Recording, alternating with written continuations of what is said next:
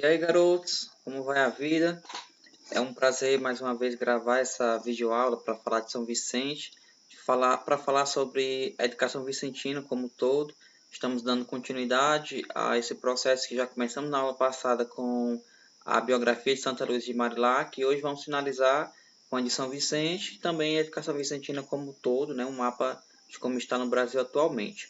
Sua atividade é para fazer um resumo de 25 linhas sobre a vida dela, de Santa Luísa e de São Vicente, e também da educação vicentina. Você pode dividir nos 3 parágrafos, um para Santa Luísa, um para São Vicente, outro para a educação vicentina. O importante é que seja resumo mesmo, tá? Não é para copiar algo pronto, mas que seja com suas palavras que você entendeu. Por mais que seja simples, mas que seja o seu próprio resumo. E eu queria começar essa aula com uma frase que não é a mais conhecida de São Vicente, mas é o que eu acho que mais que caracteriza sobre a caridade. Tipo assim, ó, a verdadeira caridade abre os braços e fecha os olhos.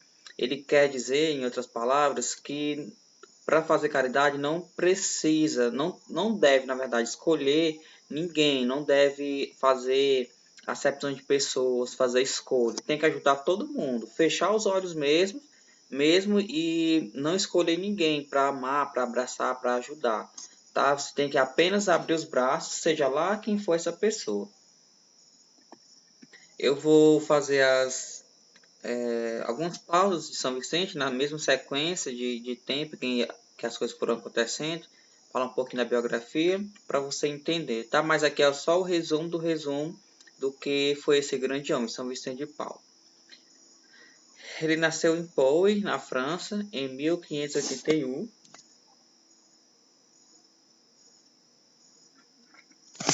Esta cidade hoje se chama Vicente de Paulo, por conta dele, obviamente, né? Depois que ele se tornou santo. Sua descendência tem vínculo na Espanha. A casa que nasceu Vicente chamava-se Ranquines, casa do coxo, por causa de seu pai.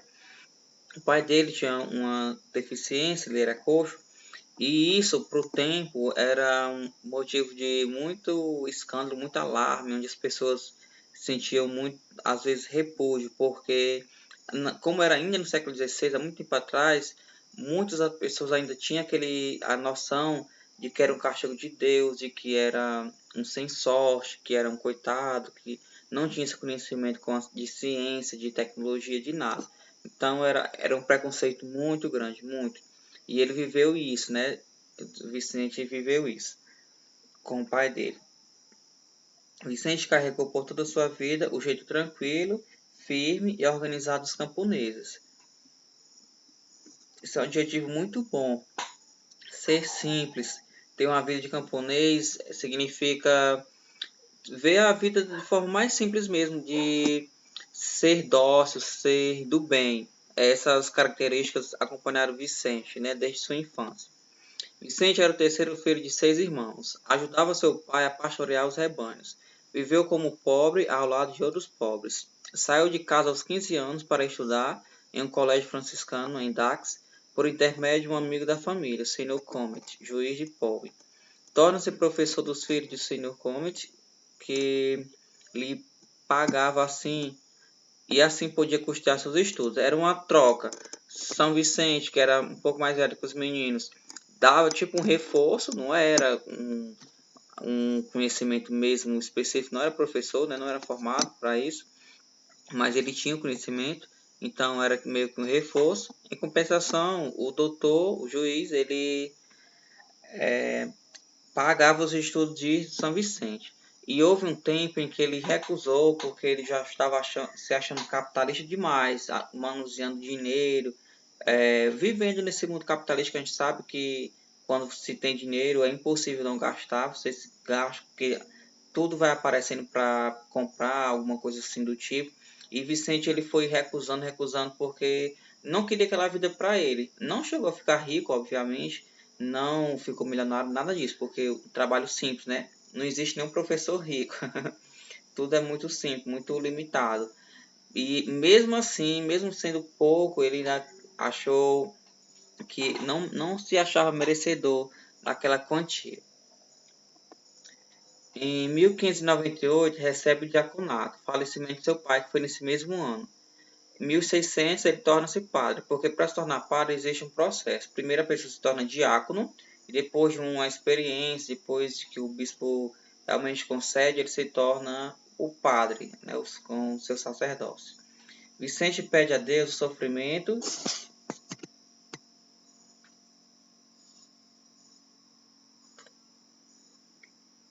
de um amigo para si, que custou-lhe longos anos de tormento e dor. Este episódio foi chamado por ele de Noite Escura. Na verdade, a Noite Escura não é apenas uma noite, né? Foi um processo, foi um tempo em que Vicente viveu, uma temporada que ele viveu assim ruim, muito angustiado por conta do sofrimento das outras pessoas. Ele era tão humilde, se importava tanto com o outro, que ele queria sofrer junto. Até nessa oração ele pediu para Deus que aquele sofrimento, aquele amigo fosse nele. E ele também ficou meio que depressivo, ficou nessa temporada chamada Noite Escura. E depois que ele melhorou, se recuperou, né, ele faz um voto com Deus, onde aos pés do crucifixo se consagra a caridade por toda a vida, servindo aos pobres por amor a Jesus. Ele, diante da cruz, viu Jesus pregado na cruz e fez ali a consagração dele à caridade. Tá? Então, mais ainda, ele se tornou um ser caridoso, com mais chances de ajudar as pessoas por conta dessa consagração que ele fez. Já ajudava, já tinha no seu coração essa humildade, essa preposição para predisposição, desculpa, para ajudar as pessoas e assim com essa consagração ajudou mais ainda. Em agosto de 1617, funda a primeira confraria da caridade chamada Damas da Caridade, atualmente conhecidas como AIC, e uma das frases era: caridade só é eficaz se for organizada. Com a ajuda de outros sacerdotes, inicia a missão pelas aldeias nas terras pertencentes à família Gondi. E o que acontecia nessas missões? Era ele, entre tantos outros padres, era uma comitiva mesmo de padres. Eles iam nas aldeias, nos vilarejos, para anunciar o evangelho, sacramentos, catequizar, reconciliar, socorro aos pobres de forma geral e confissões de forma geral. E quando eles iam nessas missões, era de 15 a 30 dias em cada povoado. Em 1633, nasce daqui que nos interessa muito, que é a Companhia das Filhas da Caridade. É a nossa essência, onde você vai entender, encaixar todas as peças do quebra-cabeça. Vamos lá. Atenção. Era uma congregação diferente. As irmãs não ficavam enclausuradas, mas trabalhavam pelas ruas, junto aos pobres e doentes, e nem faziam votos solenes. Por isso, demorou muito para ser aceita pela Santa Fé. Vicente e Luiz de Marilac fundaram mais de 60 casas das Filhas da Caridade. Suas atividades e obras foram profundamente marcadas pela força do Evangelho, evangelizar e servir os pobres. Fundou 13 casas para as crianças abandonadas, enviava auxílio para as áreas de guerra, fundou abrigos para idosos, doentes e abandonados. Enfim, Vicente viveu amando e servindo a Jesus Cristo, nos pobres, de forma criativa, organizada e acelerada. Para você entender, onde fala que foi onde surgiu as irmãs, né? Essa congregação, que as irmãs não precisavam ficar dentro de um convento, de um mosteiro, 24 horas apenas rezando, intercedendo, como até então acontecia. Por isso que demorou mais a igreja aceitar. A igreja era muito novo, não tinha esse tipo de irmã, não tinha esse costume. Então, tudo era muito novo para a igreja, foi um longo processo de aceitação. No caso, aqui as irmãs enclausuradas, que foram essas que eu já falei, que elas ficam 24 horas, não saem mesmo, não tem esse contato social, elas têm a função de interceder pela humanidade. É o contrário das irmãs de caridade, que as irmãs de caridade, elas vivem em prol de alguém, de algo social, né, mas também tem a sua particularidade religiosa, afinal são irmãs, mas elas trabalham, elas se dedicam a alguém. A irmã Nazaré, por exemplo, que é nossa diretora, ela se dedica à educação, ela tem sua função na sociedade, mas também tem a sua função religiosa, ser irmã, é uma mulher religiosa, né? Então tem seus votos, tem as suas orações, tem todo um itinerário a seguir, porque ela pertence às filhas da caridade. Então é assim, uma corrente, uma rede, certo? Que é onde está tudo ligado e começou aqui. Hoje, com suas adaptações, obviamente, não se fala mais em filha da caridade, se fala irmã de caridade, com um processo demorado de adaptações, né? Até porque isso foi há muito tempo atrás, século XVII, quando isso aconteceu, há muito tempo atrás. Então, lógico que haveria mudanças. Continuando aqui, a parte essencial de Vicente, né, onde diz que fundou tudo isso, o abrigo para as crianças, as pessoas da guerra. A gente vê em Cascavel a parte que cuida da educação e da saúde vicentina, que no caso é o hospital. Mas em Fortaleza e em outras capitais tem toda essa parte aqui, ó. As casas que cuidam de crianças, que cuidam de abandonados, que cuidam de idosos.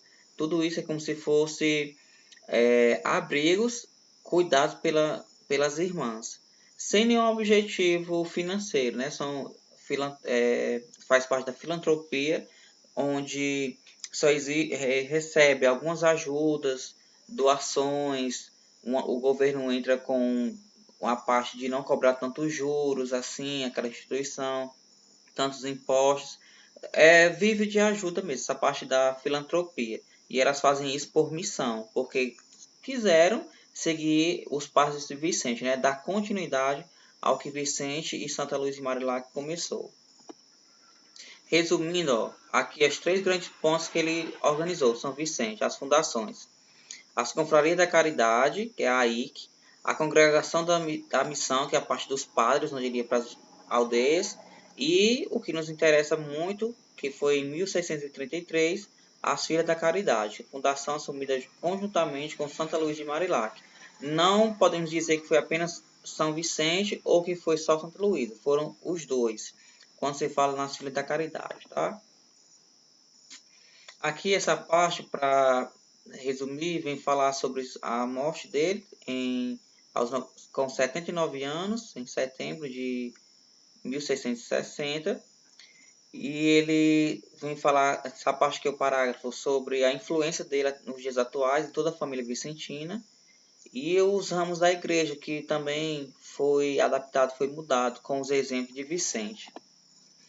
Então, encerra aqui a parte que falava sobre ele. Agora, gente, sobre a parte da educação vicentina, que é bem rápida, bem menos do que de Vicente e Paulo. Queria que vocês dessem essa atenção aqui para saber um pouco sobre a educação vicentina no Brasil. Desde sua origem, a educação integra a identidade e missão do carisma assumido pelas fundações e iniciativas de São Vicente de Paulo, para nós, em referência particular, a Companhia das Filhas da Caridade e o contributo fundamental dado a esta por Santa Luz de Marilac. A obra das pequenas escolas ou escolas paroquiais, voltadas ao letramento e formação religiosa das crianças pobres do século XVII, especialmente das meninas, foi o germe do que conhecemos hoje como educação vicentina. De fato, nos patronatos, no começo de tudo, eles ofereciam apenas essa educação para as meninas. Inicialmente o objetivo era que fosse para as meninas, porque ali eles não trabalhavam apenas com as matérias escolares, tipo geografia, história, inglês, religião, não era isso. Mas era alguns afazeres, alguns trabalhos mesmo, como se fosse uma escola técnica. Mas aí os cursos eram bem mais simples, né? Tipo de costura, culinária, como cuidar do lar, entre outros. Até mesmo em Cascavel começou assim, porque nós já temos mais de 80 anos de instituição. Então, lá no comecinho tinha esse objetivo. Não só aqui em Cascavel, né, mas na maioria das escolas vicentinas. Nesse sentido, a proposta de um dia da educação vicentina nos coloca diante dessa memória histórica compartilhada e convida as instituições educativas vicentinas do Brasil a celebrarem esse vínculo comum, em vista de uma crescente aproximação e interação entre as trajetórias regionais vividas pelas 6 províncias. A data de 3 de abril recorda a chegada das primeiras Filhas da Caridade ao Brasil no ano de 1849, marcando assim o início da presença e atuação do carisma no território brasileiro, pela fundação do Colégio da Providência em Mariana, Minas Gerais. Essa última parte aqui ele vem falar sobre o Dia da Educação Vicentina, que é celebrado dia 3 de abril, que foi quando as irmãs chegaram em Minas Gerais. Foi a primeira escola fundada, foi lá em Minas Gerais, que é chamado Colégio da Providência. Eu, a Nádia e a irmã Nazaré tivemos lá em 2018, fomos ao congresso, e é uma escola fantástica, linda, maravilhosa, bem preservada. A gente tem a sensação de estar mesmo no século XIX, com todas aquelas relíquias, com todo aquele cuidado de preservação. Não é um museu, tá? A escola tem as suas atualizações, suas adaptações, obviamente, né? Porque não ficou parada no tempo. Mudou sim. Mas a essência da arquitetura, de muitas coisas é preservada e é muito bacana. Escola linda, gigante. Atualmente, as 85 instituições educativas que integram a Rede Vicentina de Educação, presentes em 16 estados da Federação, buscam aproximar suas experiências e competências a fim de qualificar a ação educativa. No Brasil, nós estamos em 16 estados, tá? E são 85 instituições como um todo, divididas em 6 grandes províncias. As províncias são essas, ó. Província da Amazônia, província de Belo Horizonte, província de Curitiba, província de Fortaleza, província do Rio de Janeiro e província do Recife. Não significa dizer aqui que são apenas essas capitais que abrigam a educação vicentina, não, mas tipo em Fortaleza, província de Fortaleza. Aqui comporta 3 estados, comporta Ceará todo, comporta Maranhão e comporta Pará, as suas capitais e todas as cidades desses estados. Por exemplo, nós, Cascavel, fazemos parte da província de Fortaleza e nem somos de Fortaleza, né? Então não é a sede em si, não é a capital, e sim o estado. E aqui são as proximidades. Os estados próximos à Amazônia fazem parte da província de Amazônia, de Belo Horizonte da mesma forma, da Curitiba da mesma forma, todos, certo? É por proximidade. E esse quadro aqui, para você ter uma noção de quantidade, ó, são mais de 39 mil estudantes em toda essa rede vicentina, juntando o patronato de Cascavel com os de Fortaleza, de Sobral, de Aracati, dos 16 estados, somos mais de 39 mil estudantes, mais de 4.800 educadores em 85 instituições educativas, fazendo acontecer o jeito vicentino de educar. Tá? Esse quadro aqui é de 2019, celebrando o Dia da Educação Vicentina. Mas o quadro continua praticamente o mesmo, né? Não houve tantas mudanças não, está bem recente. E vou finalizar com a oração de São Vicente, peço que você repita comigo. E é uma das orações, porque existem outras, mas essa aqui é da novena, tá? Vamos lá. Ó Pai de bondade, nós os louvamos pelo grande testemunho de Vicente de Paulo. Queremos nesta oração voltar nossa mente e nosso coração para os exemplos e ensinamentos deste grande santo, convertido pela vossa graça em gênio da caridade.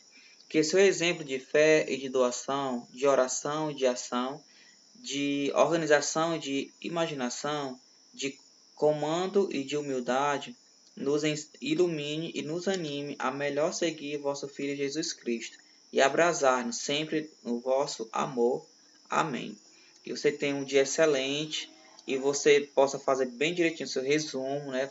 Que vai ser muito prazeroso e vai fazer parte da sua essência, porque você é aluno vicentino, seu professor é educador vicentino, então isso é um prazer para nós conhecer um pouco sobre essa história, tá bom? Até a próxima aula.